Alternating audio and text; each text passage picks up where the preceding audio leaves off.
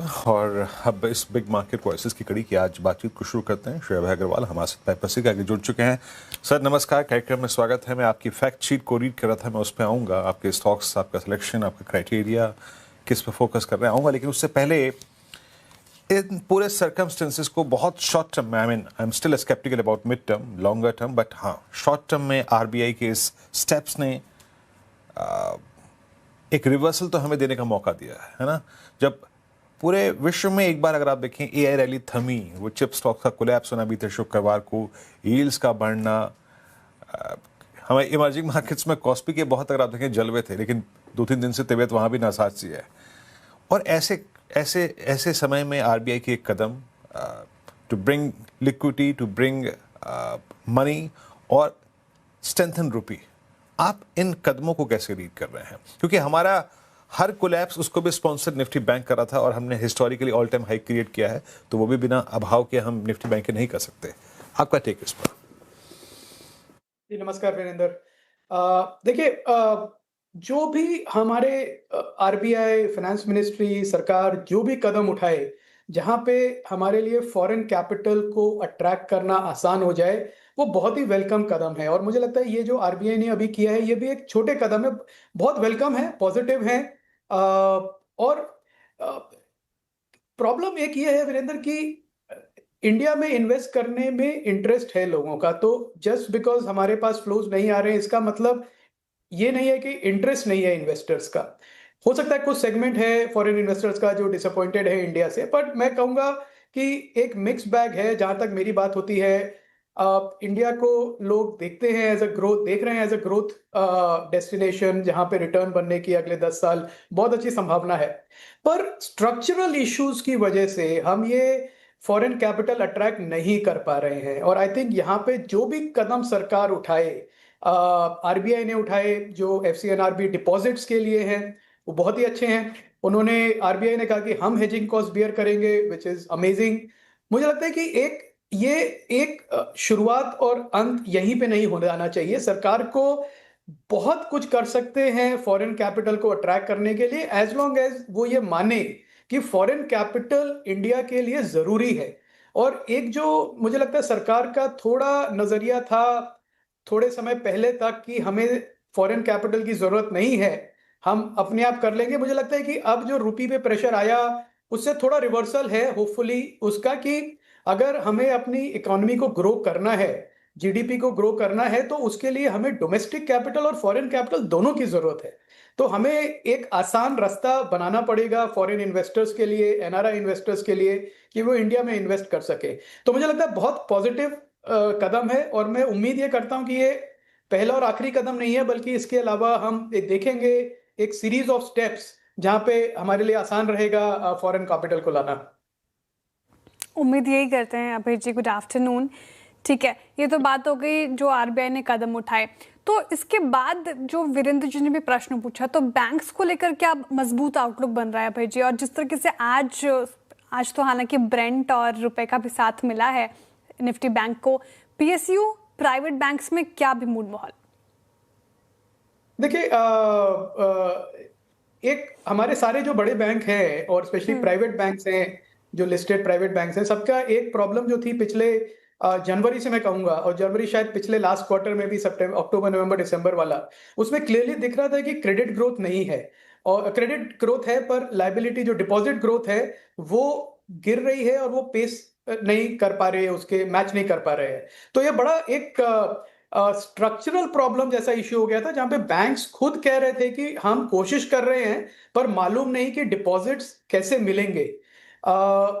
तो ये एक नया रास्ता खुला है एफसीएनआरबी डिपॉजिट्स का प्राइवेट बैंक्स के लिए। मुझे लगता है इसमें प्राइवेट बैंक्स के पास ज्यादा कैपेबिलिटी है एफसीएनआर बी डिपॉजिट्स और जो एनआरआई डिपॉजिट्स है उनको अट्रैक्ट कर पाने की, क्योंकि उनके जो प्रेजेंस है मार्केट में वो ज्यादा अच्छी है। तो मुझे लगता है कि जो आरबीआई के कदम है, ये प्राइवेट बैंक्स को ज्यादा पॉजिटिवली इंपैक्ट करेंगे in terms of creating liabilities, जो उनका डिपॉजिट्स है। और पब्लिक सेक्टर बैंक्स को भी फायदा मिलेगा, पर मुझे लगता है प्राइवेट बैंक्स को ज्यादा पॉजिटिव मिलेगा। तो आई थिंक ये एक बड़ा ओवरहैंग था बैंक्स के ऊपर कि डिपॉजिट्स कैसे बढ़ेंगे, क्रेडिट डिमांड अच्छी है पर आपके डिपॉजिट्स नहीं है, तो आप कैसे करेंगे, मार्जिन पे कितना प्रेशर आएगा, कॉस्ट कितनी पड़ेगी डिपॉजिट्स की। तो आई थिंक इस कदम से थोड़ा एक रिस्पाइट है मार्केट्स के लिए। सर ये बताइए, जो पाइपर सरिता का एक ये कैटेगरी 2 एआई फंड लॉन्च हुआ था, जिसको आपने भारत टेक फंड का नाम दिया, ये कॉन्सेप्ट क्या है, थोड़ा समझाएंगे इसको हल्का सा, और क्या क्या इंक्लूड किया आपने इसमें? जी Virendra, thank you for asking me. मुझे लगता है कि जो भारत का भविष्य है हमारा, वो है इनोवेशन लेड ग्रोथ का और मैन्युफैक्चरिंग लेड ग्रोथ का। तो हम एक साइकिल से निकले हैं जहाँ पे हम जाने जाते हैं सर्विसेज के लिए, पर अब जो जियोपॉलिटिकल इश्यूज हैं या फिर जो रुपी का डिप्रिसिएशन है, उससे अब सबको ये बात समझ में आ गई है कि आत्मनिर्भरता सिर्फ एक जुमला ही नहीं है, बल्कि बहुत जरूरी है ये। और इसमें सरकार को, प्राइवेट सेक्टर को, इन्वेस्टर्स को, सबको मिलके काम करना पड़ेगा कि काफी चीजें जो हम इंपोर्ट करते हैं वो हम ना करें, हम खुद अपने आप बनाएं। और इसमें काफी ऐसी चीजें हैं जैसे सेमीकंडक्टर्स हैं, एडवांस्ड इलेक्ट्रॉनिक्स हैं, जो हम स्पेस टेक में काम कर रहे हैं, लाइफ साइंसेज, बायो साइंसेज में, ड्रग डिस्कवरी में, एआई बेस्ड प्रोडक्ट डेवलपमेंट है, मैन्युफैक्चरिंग है, जो प्रिसिशन इंजीनियरिंग जिसको हम कहते हैं, स्पेस टेक है। ये जो फील्ड्स हैं जो अभी भी लिस्टेड स्पेस में अपॉर्चुनिटीज नहीं है इन्वेस्टर्स के पास, वीरेंद्र, तो हमने इस भारत टेक फंड जो हमने लॉन्च किया है, उसके साथ हम इन कंपनीज को बैक करना चाहते हैं जो इंडिया का नेक्स्ट 5-6 ट्रिलियन डॉलर का जो मार्केट कैप है उसको ड्राइव करेंगे। तो जैसे मैंने आपको कहा, सेमीकंडक्टर्स है, एआई है, advance electronics, space tech, bio sciences, ये सारे स्पेस हैं, इनके जो स्टार्टअप्स हैं इन सारे स्पेसेस में, उसमें ये फंड इन्वेस्ट करेगा। और हमारा जो पिछला फंड था उसने भी ये किया था और बहुत अच्छा रिटर्न है उस फंड का। तो उसकी वजह से हमें कॉन्फिडेंस आया कि हमको एक नया फंड क्रिएट करना चाहिए, भारत टेक फंड, जो डीप टेक और टेक ओरिएंटेड कंपनीज में इन्वेस्ट करेगा। ओके, वेरी इंटरेस्टिंग अभय जी, काफ़ी इंटरेस्टिंग लग रहा है ये टेक फंड। अच्छा अभय जी, आपने कहा कि एआई, सेमीकंडक्टर, चिप्स एक बड़ी थीम उभर सकती है भारत में भी। डेटा सेंटर को भी हमने काफ़ी बजट में भी डेटा सेंटर को लेकर बड़े ऐलान हुए थे। तो अगर डेटा सेंटर थीम प्ले करना हो तो कौन सा स्टॉक्स, अगर आप स्टॉक स्पेसिफिक 4-5 बता सकें जो रेडार पर रहे अभी निवेशकों के? ये देखिए, डेटा सेंटर जो है वो प्ले एक बड़ा कैपिटल इंटेंसिव प्ले है। तो मुझे नहीं लगता कि जो कंपनीज जिनके पास बैलेंस शीट स्ट्रेंथ नहीं है वो इसको स्केल अप कर पाएंगी। शायद आप 1 गीगावाट 2 गीगावाट के आप डेटा सेंटर बना लें, पर अगर हमको हाइपर स्केलर बनाने हैं जो 10, 15, 20 गीगावाट, जो हमारी जो रिक्वायरमेंट है एआई की, उसको मीट कर पाए, तो वो मुझे लगता है कि एक बड़े इंडस्ट्रियल ग्रुप्स के ही पास वो कैपिटल अवेलेबिलिटी है और बैलेंस शीट स्ट्रेंथ है। तो स्टॉक स्पेसिफिक बताने के बजाय मैं कहूंगा कि आप खुद देख सकते हैं कि कौन से ऐसे बड़े ग्रुप्स हैं जो इसमें कमिटमेंट जिन्होंने दिया है हाइपर स्केलर डेटा सेंटर बनाने का, और उस थीम को बैक करे। I think on the infrastructure side ये उतने ही जरूरी हैं जितना पोर्ट्स, एयरपोर्ट्स, रोड जिनकी हम बात करते हैं, वाटर, पावर। डेटा सेंटर भी वही है, मतलब जो डिजिटल इंफ्रास्ट्रक्चर है, डिजिटल एआई इंफ्रास्ट्रक्चर है इंडिया का, वो हमारे डेटा सेंटर्स पे ही डिपेंड करेगा। पर मेरा ये कंसर्न रहेगा कि जो इंडिपेंडेंट छोटी कंपनीज हैं, क्या वो स्केल अप कर पाएंगी, क्योंकि बहुत ही कैपिटल इंटेंसिव बिजनेस है ये। अच्छा सर, फार्मा में और हेल्थ केयर में बाइंग अच्छी है, आई मीन कुछ पॉकेट्स में अच्छी बाइंग है ना, और इनफैक्ट किसी भी बहुत कमज़ोर दिन में जब ग्लोबल मार्केट्स बहुत भारी होते हैं, बाजार लैच ऑन कर रहा है हॉस्पिटल स्टॉक्स को हेल्थ केयर स्पेस में। यहाँ पे क्या एडिशन किया आप लोगों ने? हेल्थ केयर में आप टर्शरी हेल्थ केयर की बात करें, हॉस्पिटल्स में अपोलो हॉस्पिटल है, वो हमारे पोर्टफोलियो में आई थिंक 12 साल से है। और मुझे लगता है कि वो एक ऐसा यूनिक प्ले है जो हॉस्पिटल बेड्स में नंबर 1 है, रिटेल फार्मेसी में लीडरशिप ले चुके हैं, डायग्नोस्टिक में प्रेजेंट हैं, टेलीमेडिसिन में प्रेजेंट हैं। तो हर तरह से देखूं तो एक ग्रुप जो है अपोलो हॉस्पिटल, वो अकेला काफी है as a proxy for multiple different segments. तो वीरेंद्र, उसमें टर्शरी हेल्थ केयर में तो अपोलो हॉस्पिटल है। बट फार्मा में जो आपने बात करी, हमारी पिछली बात हुई, मुझे पूरा कॉन्फिडेंस है इस समय कि फार्मा जो है एज अ स्पेस वो आउट परफॉर्म करेगा निफ्टी को, सिर्फ अगले साल नहीं, अगले 2 साल, शायद 3 साल, क्योंकि मैं देख रहा हूं सबसे ज्यादा इनोवेशन जो हो रहा है वो फार्मा में हो रहा है। और इस लेवल का हो रहा है कि हमारी जो मिड और स्मॉल कैप कंपनीज भी हैं, अब वो एक ग्लोबली कॉम्पिटिटिव प्लेयर्स बन रही हैं।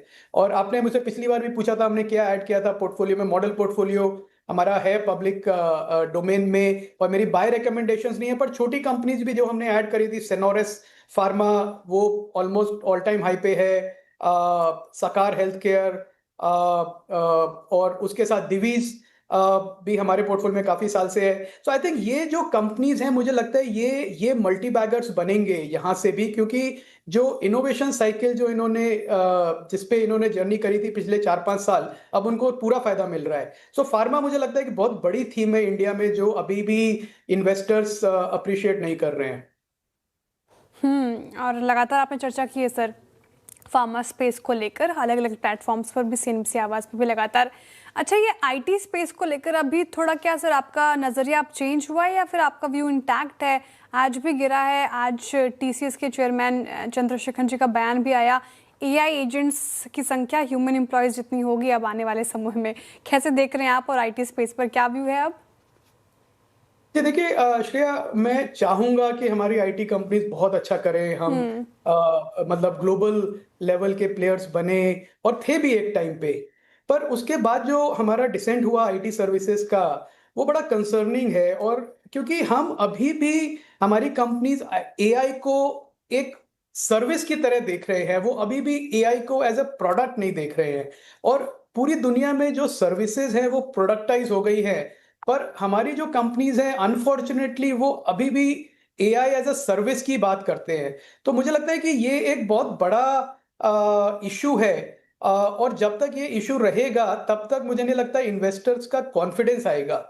और या फिर जो क्वार्टरली रिजल्ट्स हैं उसमें सडनली हमको एक डबल डिजिट ग्रोथ दिखे, या फिर हमें एक मैनेजमेंट कमेंट्री कहे कि अब हमने ग्रोथ ट्रैक पे है, 10% 15% का ग्रोथ करेंगे, तो मेरा इंटरेस्ट आएगा वापस इस सेक्टर में। पर मुझे लगता है अभी हम उससे बहुत दूर हैं। मुझे लगता है अर्निंग्स एट रिस्क हैं, और मुझे लगता है अगले क्वार्टर में या 1-2 क्वार्टर में हमें एक डीग्रोथ भी दिखे अर्निंग्स का, तो मुझे कोई ज्यादा आश्चर्य नहीं होगा। तो इस लिहाज से मुझे नहीं लगता कि इस स्पेस में, आईटी सर्विसेज स्पेस में, डबल डिजिट रिटर्न बनेगी या एक हाई सिंगल डिजिट रिटर्न भी बनेगी इन्वेस्टर्स के लिए। आईटी के दिन अभी थोड़े मुश्किल होने वाले हैं। बहुत शुक्रिया अभय जी, आज हमारे साथ जुड़ने के लिए, तमाम सवालों के इतने अच्छे तरीके से जवाब देने के लिए बहुत शुक्रिया आपके वक्त के लिए। Have a good evening to you.